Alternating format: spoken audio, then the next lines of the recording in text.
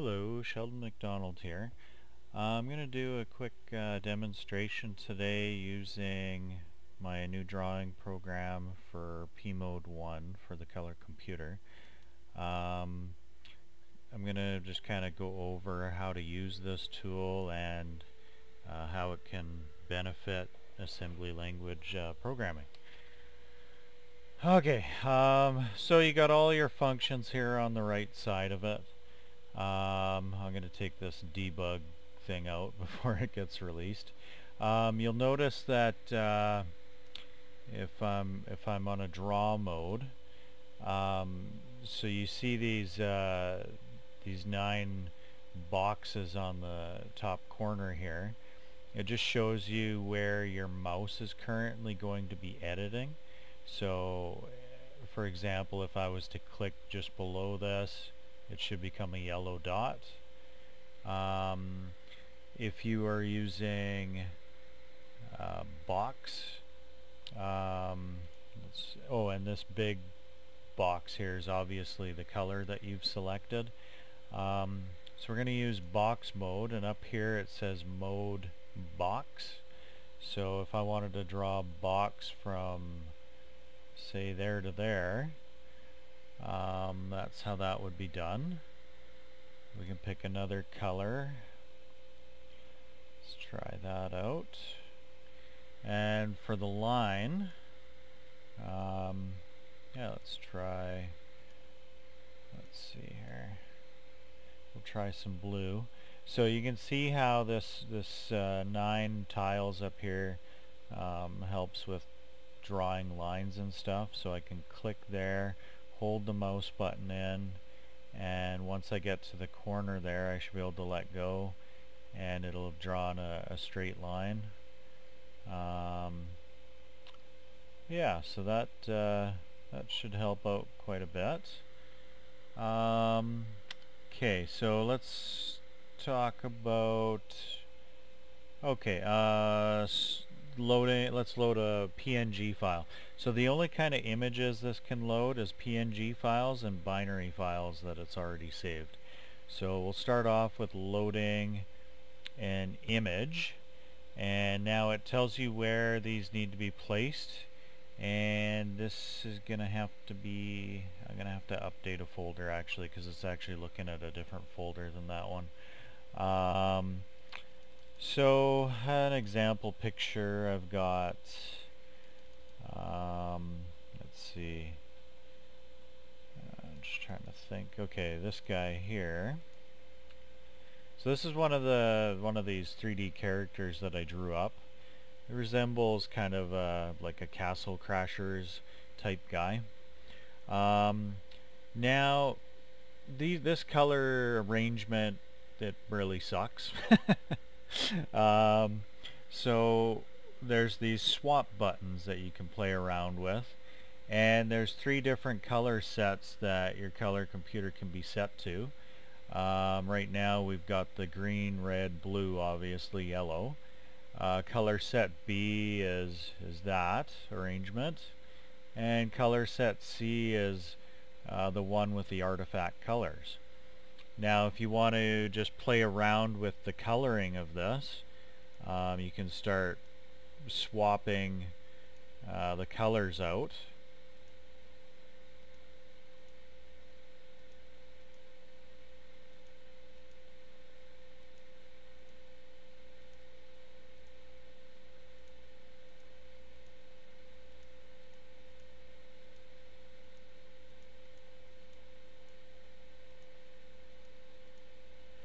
So there's quite a few things you can do with that. Well, let's go with that one just for fun. So now if you want to save this and load it up in assembly, you can save, and there's 3 options here. We're just going to hit image and binary. Okay. It asks where in memory you want to have it start at. 3584 is actually where I have the first screen mode being saved at, so we'll say enter. Yeah, we can just call it the same, cbuild2, and save. So now this is actually a bin file that can be loaded in assembly.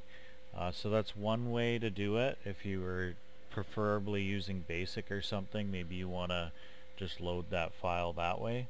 To show you where that is, go to your documents. My folder has been, it's supposed to be saving in here, but it's currently saving in here. I'm going to fix that. But if you look at that file, what do we got here?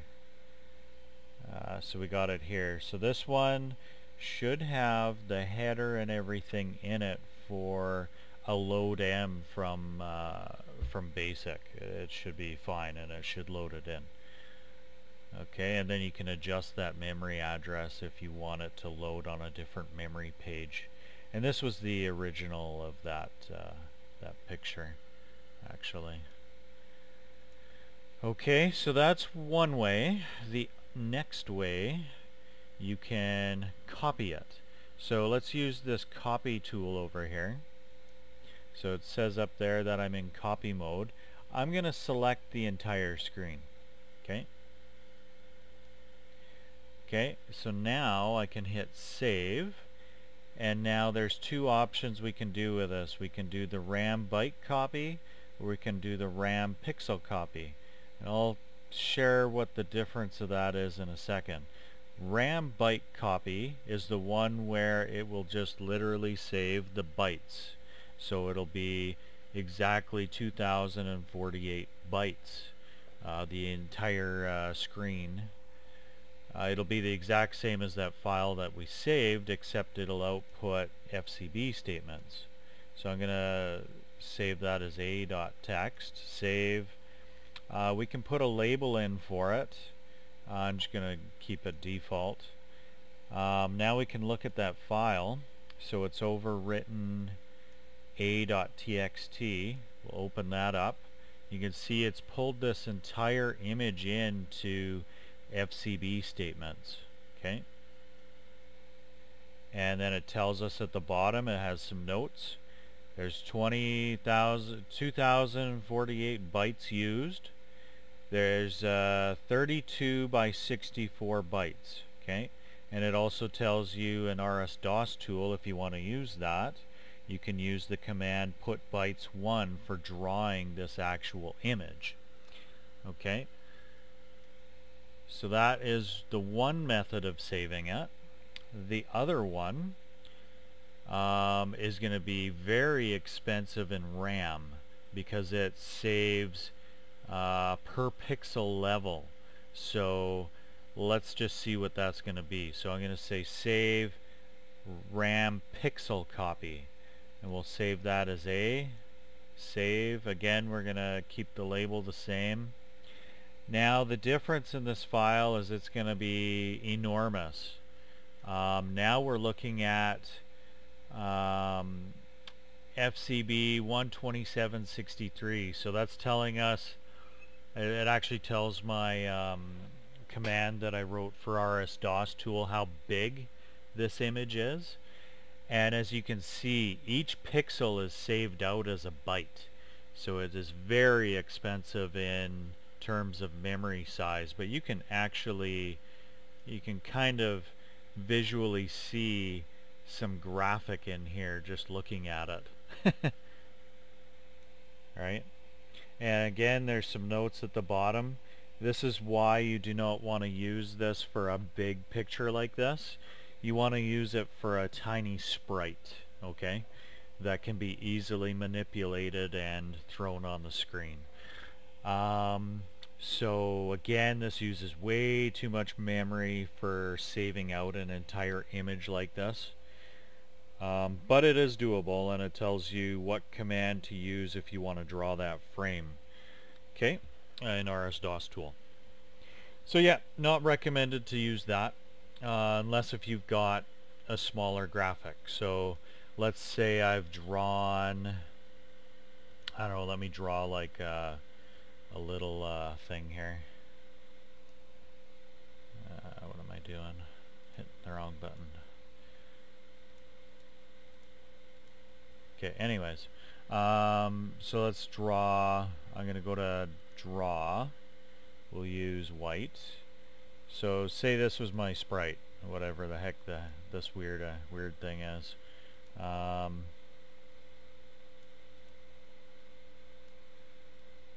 Okay, some weird squiggly thing. So if I copy this now, I can take the corners of it. Okay, now when I go to save, RAM pixel copy, A, save, enter.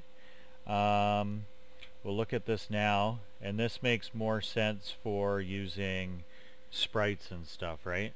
So that could be a sprite that could be easily manipulated. I mean, you can see what the colors are used for each pixel, and it's lined up. Okay, so this one tells you it uses 88 bytes.